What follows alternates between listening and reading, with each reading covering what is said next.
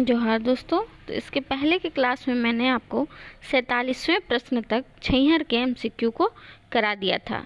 आज हम लोग आगे का प्रश्न देखते हैं बिना समय को गंवाए हुए। तो हम आज देखते हैं 48वां प्रश्न। तो 48वां प्रश्न जो है वो पूछ रहा है, रोहन केकर गोड़ तरे रहे है।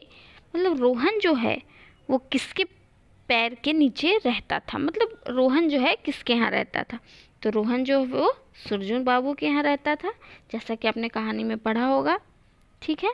उसके बाद 49वां प्रश्न है, सूरज बाबूक बापे की नाम हलई। ठीक है। तो पूछ रहा है कि सुरजू बाबू जो थे उनके पिताजी का नाम क्या था। तो उनके पिताजी का नाम बिरजू चौधरी था, राम नारायण चौधरी था, देवा चौधरी था या राम खिलावन चौधरी था। तो इस प्रश्न का आंसर आप लोग हमको बताएंगे। ठीक है। मैं आपको कमेंट सेशन में बाद में बताऊंगी। ठीक है। तो 49 क्वेश्चन का आंसर आप लोग हमको बताएंगे। ठीक है। आगे बढ़ते हैं 50वें प्रश्न की ओर। 50वें प्रश्न जो है वो है, सूरज बाबू रोहन के पिएक लेल कते रुपया देवे हले। मतलब सुरजू बाबू जो हैं रोहन को पीने के लिए कितना रुपया देते थे। तो सुरजू बाबू जो हैं वो रोहन को पीने के लिए 5 रुपया देते थे। ठीक है, ये भी इम्पोर्टेंट है। उसके बाद हम लोग चलते हैं 51 प्रश्न की ओर। ठीक है। 51 प्रश्न है, छैहर कहनी में के गिलास 2 गिलास लइये के आयल रहे। मतलब 51वां प्रश्न पूछ रहा है कि छैहर कहनी में कौन है जो गिलास 2 गिलास हमेशा लेके ही आता था, मतलब हमेशा पी के ही आता था। तो वो कौन था? रोहन लाल। ठीक है। 52वां प्रश्न है, छैहर कहनी में रोहन बोड़ गाछे छैहरे की सिखला। मतलब छैहर कहानी में रोहन जो है वो बड़े गाछ की छाया में क्या क्या सीखता है। तो ठगरी सीखता है, बेईमानी सीखता है, शोषण करने का तौर तरीका सीखता है या सभ्य सीखता है। तो हम लोग को ये जानना जरूरी है कि वो क्या करता है, सभ्य सीखता है। सुरजू बाबू से वो ठगारी भी सीखता है, बेईमानी भी सीखता है और शोषण करने का तौर तरीका भी सीखता है। ठीक है। उसके बाद हम लोग चलते हैं 53वां क्वेश्चन की ओर। अगर आपको कोई भी प्रॉब्लम होता है तो आप मुझसे कमेंट सेक्शन में पूछ सकते हैं। ठीक है। 53वां क्वेश्चन है, मोहनलाल केकर छैहर तरे बाढ़ल रहे। पूछा जा रहा है कि मोहनलाल केकर छाया के किसके छाया में पला बढ़ा था। तो मोहनलाल जो है वो देवा चौधरी के छाया में पला बढ़ा था।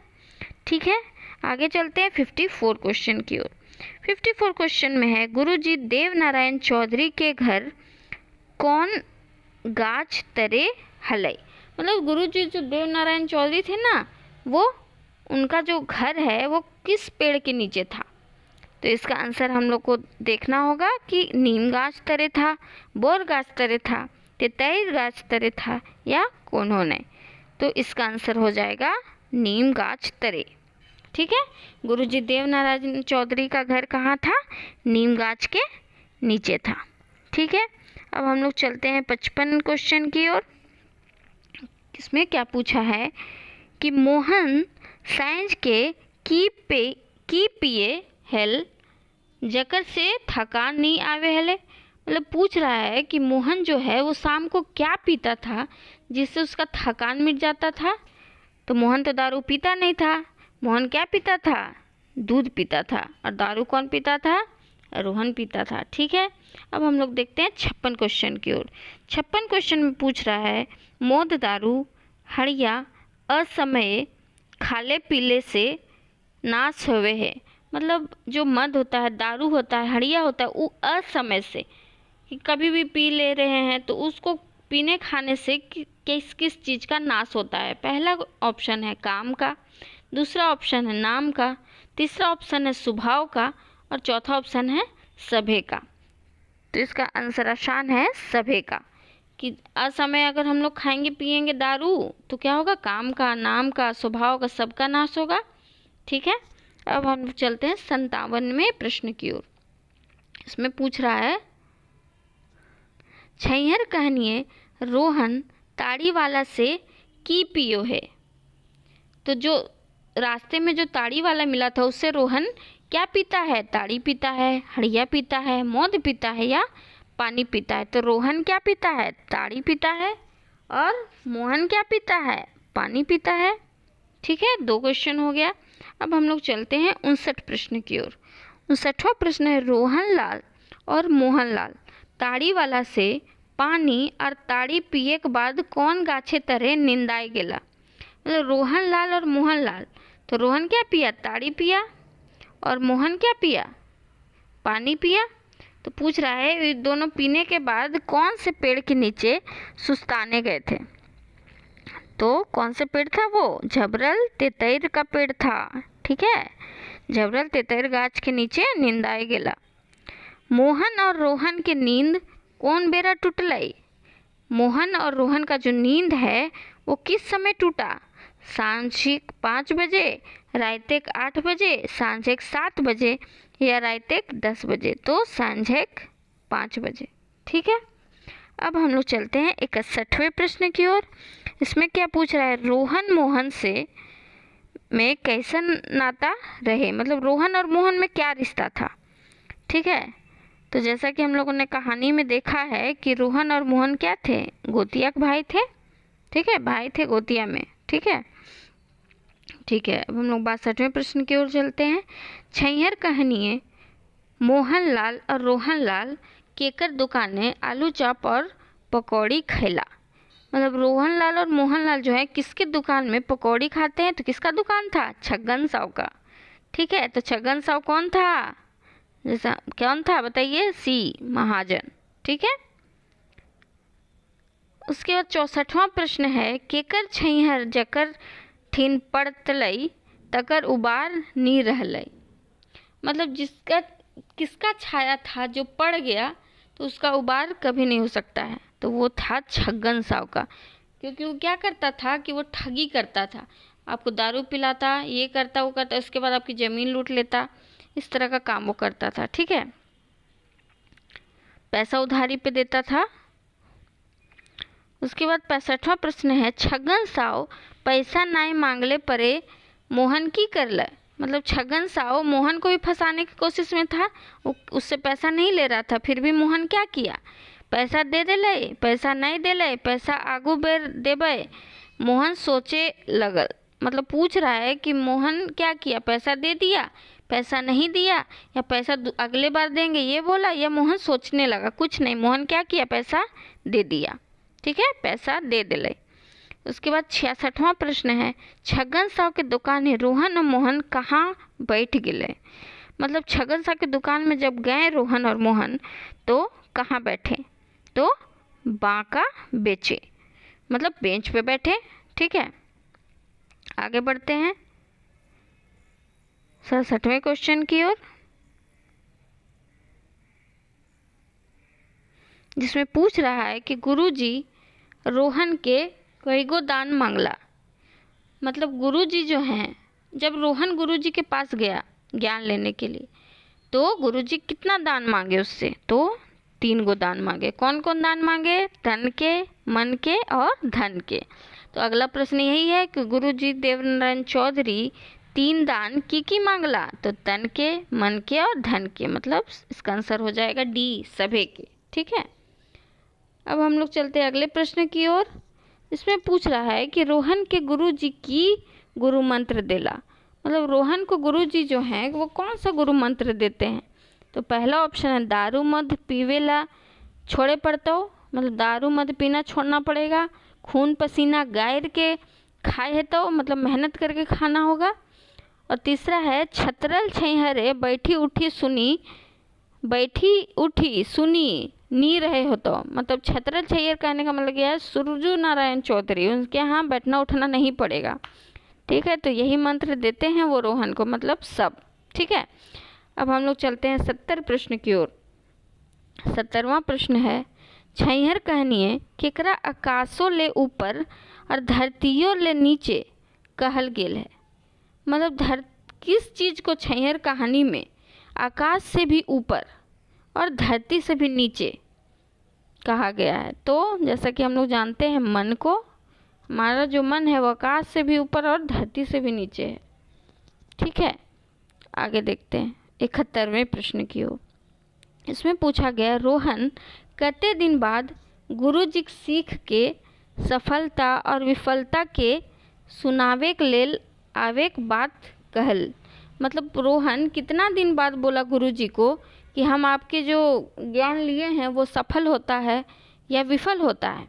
ठीक है, ये सुनाने के लिए आएंगे। तो कब आएंगे? तो 6 महीना से 1 साल के भीतर, 3 महीना से साल भर के भीतर, या साल 2 साल के बाद, या 6 महीना के बाद। तो 6 महीना से साल भर के बाद। रोहन कितना दिन बाद आने का बात किया? 6 महीना से साल भर की भीतर की ओर। ठीक है, इम्पॉर्टेंट है, इसको याद रखिएगा। अब हम लोग चलते हैं 72वें प्रश्न की ओर। 72वां प्रश्न है, छैहर कहनिए धनगैर छैहर केकर प्रतीक है। मतलब छैहर कहानी में जो धनगर छैहर है, मतलब जिसके पास ज़्यादा धन है, वो कौन है? तो सुरजू नारायण चौधरी है। ठीक है, अब उससे उसका अपोजिट प्रश्न नीचे है, छैहर कहनिए पातर छैहर केकर कहियर गेल है। तो गुरु जी का, देव नारायण चौधरी जी का। ठीक है, अगला प्रश्न है, मोहन के बुढ़ारी में जवानी के जोश के चढ़ावला कहनी में। मतलब मोहन का उम्र काफ़ी हो गया था, लेकिन फिर भी वो बहुत ज़्यादा मेहनत करता था। तो आखिर इतना जोश उसमें कौन लाता था? तो गुरु जी लाते थे। ठीक है, और जिसके छाया में वो रहता था वही लाएंगे उनमें। ठीक है, आगे देखते हैं 75वें प्रश्न की ओर। छैहर कहानी में देव नारायण चौधरी के हलत, मतलब जो देव नारायण चौधरी हैं वो कौन से पात्र में है, क्या हैं? तो वो गुरु जी हैं। ठीक है, कोई कन्फ्यूजन नहीं होगा आपको। ठीक है, आगे पढ़ते हैं दूसरे प्रश्न की ओर। सुरजू बाबू छात्र घरेक बनते एक दिन की सिराय गेल रहे। मतलब जब सुरजू नारायण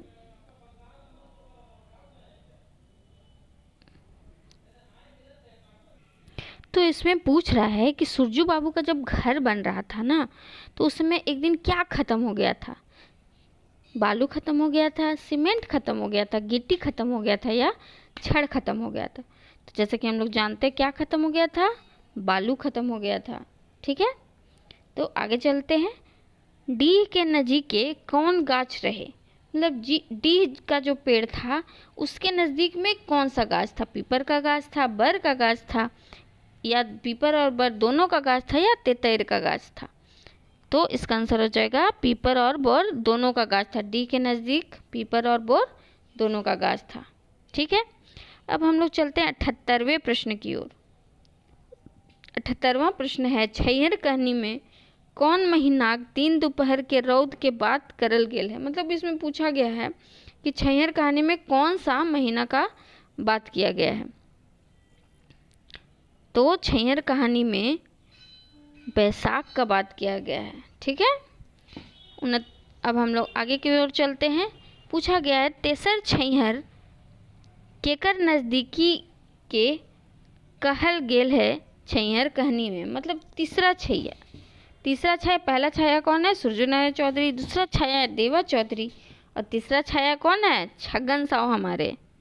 ठीक है, जिनकी छाया में जो भी आएगा वो कभी निकल नहीं पाएगा, उभर नहीं पाएगा।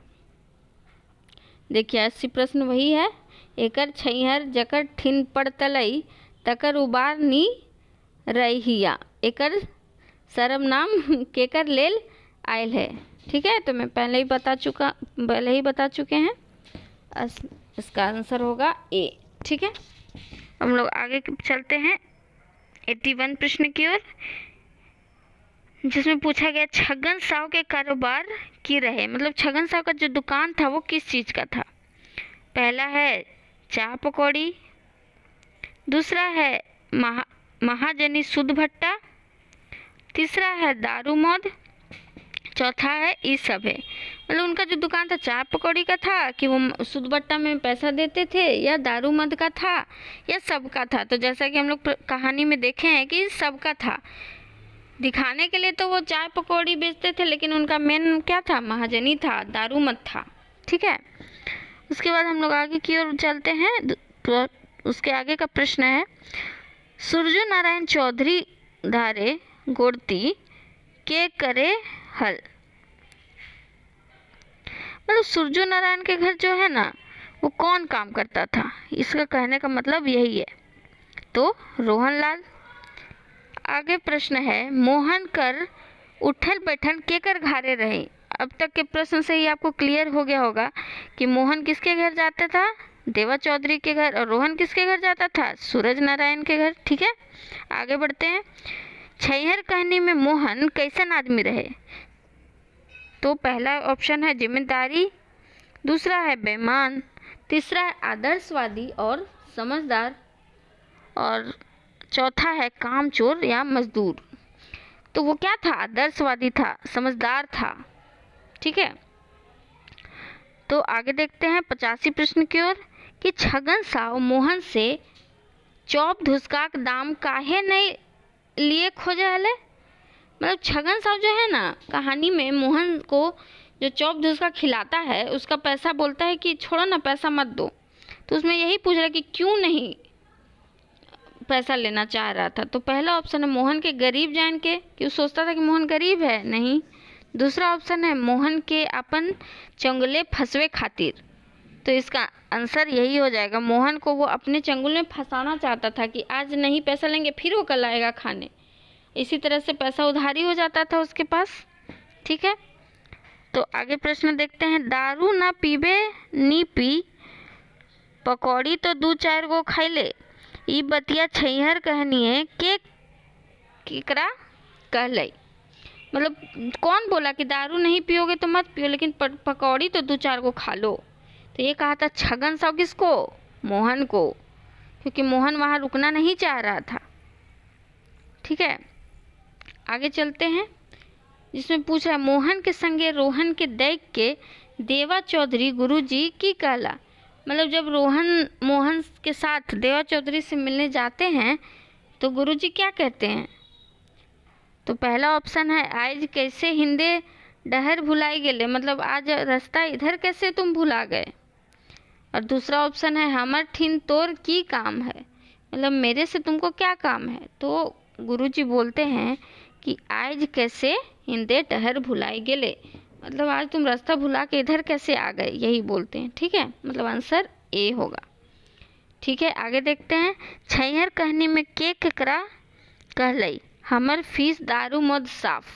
मतलब छैहर कहानी में कौन बोला कि हम मेरा जो फीस है ना वो दारू मद होगा, साफ साफ बोल दे रहे हैं। तो देवा चौधरी बोलते हैं रोहन को, मजाक में बोलते हैं कि तुम क्या करोगे, मेरा फीस जो है दारू और मद है। ठीक है, उसके बाद अगला प्रश्न देखते हैं, छैहर कहानी में लेखक परिचय लिखवैया के रहे। अब दूसरी तरह का प्रश्न स्टार्ट हो गया है कि छैहर कहानी में जो लेखक का परिचय है वो किसने लिखा है। तो इस तरह के प्रश्न जो है ना वो बहुत ज़्यादा इम्पोर्टेंट हो जाते हैं, क्योंकि इसमें याद करना पड़ता है। ठीक है, बाकी तो आप कहानी पढ़ के कर लेंगे, पर ये सब जो प्रश्न है ये आपको याद करना पड़ेगा। ठीक है, तो ये सब ध्यान रखिएगा। तो इसमें पूछ रहा है कि छैहर कहानी में लेखक का जो परिचय है वो किन्होंने लिखा है, तो हम लोग याद रखेंगे कि वासुदेव महतो जी ने लिखा है। ठीक है, आगे देखते हैं, छैहर कहानी में प्रस्तावना के दिले है, तो मतलब परिचय लिखवैया वासुदेव महतो, लेकिन प्रस्तावना किसने दिया है, तो प्रस्तावना हमारे दिया है A.K. झा जी ने। ठीक है, आगे का प्रश्न देखते हैं, छैहर कहानी में आपन बात लिखवैया के रहे। तो छैहर कहानी में अपने बात का लिखवैया कौन है, तो चितरंजन महतो चित्रा। ठीक है, ये स्वयं है। उसके बाद है, छैहर कहानी गोछा के मुद्रक है, मतलब छैहर कहानी का गोछा है उसका मुद्रक कौन था, तो Hazari press, Nehru road, Ramgarh cantt. ठीक है, ये तो रामगढ़ से याद कर लेंगे हम लोग। ठीक है, अब पूछ रहा है चित्रा जी कैगो भाई बहन हलथिन, मतलब चित्रा जी कितने भाई बहन थे, तो चित्रा जी 10 भाई बहन थे, जिसमें से 4 भाई और उनकी 6 बहनें थीं। ठीक है। उसके बाद पूछा चित्राजिक रचना लागे मयेक डाक जिनगिक टोह मैराई गीत ई सब है। तो मैंने जब परिचय बताया था इनका तभी बताया था कि इनकी सारी ये सब इनकी रचनाएं हैं, मयेक डाक, जिनगिक टोह और मैराई गीत। ठीक है, आगे देखते हैं क्या पूछ रहा है कि खोरठा में इजराइल पहिल उपन्यास की लाए। ठीक है, पूछ रहा है कि खोरठा में पहला प्रकाशित उपन्यास कौन सा था। तो ये भी मैंने आपको अपनी पहले की कक्षाओं में बताया हुआ है कि जिनगिक टोह जो है वो इनकी उपन्यास है जो खोरठा में प्रकाशित पहला उपन्यास था। ठीक है, ये बहुत बड़ा अचीवमेंट है उनका। ठीक है, आगे देखते हैं 31 जनवरी 2006 में चित्रा जी कहाँ से रिटायर हुए, मतलब वो कहाँ पढ़ाते थे जो रिटायर हुए। तो वो उच्च विद्यालय दातू बोकारो में पढ़ाते थे, वहाँ से रिटायर हो चुके हैं वो 2006 में। ठीक है, आगे देखते हैं काम करी ढेढाई के दाम ली ठेठाई के। ये जो लोकाक्ति है जिसे पटतैर बोलते हैं उसका अर्थ बताने के लिए बोला गया है। तो पहला इसका ऑप्शन है काम करेंगे पैसा लेंगे, दूसरा ऑप्शन है ईमानदारी से काम करें और हक से पैसा लेंगे, तीसरा है ईमानदारी से पैसा लेंगे और काम नहीं करेंगे, और चौथा ऑप्शन है काम ईमानदारी से करेंगे और पैसा नहीं लेंगे। तो इसका आंसर कौन सा हो जाएगा। तो इसका आंसर हो जाएगा बी, ईमानदारी से काम करेंगे और हक से पैसा लेंगे, क्योंकि हम वो काम किए हैं तो पैसा क्यों नहीं लेंगे। ठीक है, उसके बाद यहाँ पे पूछा गया है कि जो ये डीह का मतलब क्या होता है। डीह माने की होवत, मतलब डीह का मतलब क्या होता है। तो डीह का मतलब होता है गांव टोला। ठीक है, डीह का मतलब पूछेगा आपसे तो क्या बोलेंगे, गांव टोला। ठीक है, अब हम लोग चलते हैं 99वें प्रश्न की ओर। ढीढ़ा ढीपा के अर्थ, यहाँ अर्थ होगा, अर्थ बतावा। ठीक है, तो ढीढ़ा ढीपा का अर्थ क्या हो जाएगा। ढीढ़ा ढीपा का अर्थ हो जाएगा घर द्वार। ठीक है, 100वां प्रश्न है हमारा कि बोका के अर्थ बतावा, मतलब बोका का क्या अर्थ होता है। बेवकूफ़ होता है, मूर्ख होता है, या ए और बी दोनों होता है, या आदत होता है। तो जैसा कि हम लोग देख ही रहे हैं बेवकूफ़ मूर्ख दोनों होता है बोका का अर्थ। ठीक है, तो 76 के 100 प्रश्न समाप्त होते हैं।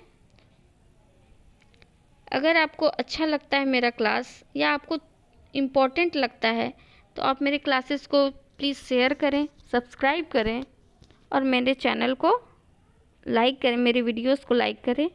Thank you. अगला क्लास हम लोग करेंगे बोनेक्लोर का MCQ। ठीक है, थैंक यू।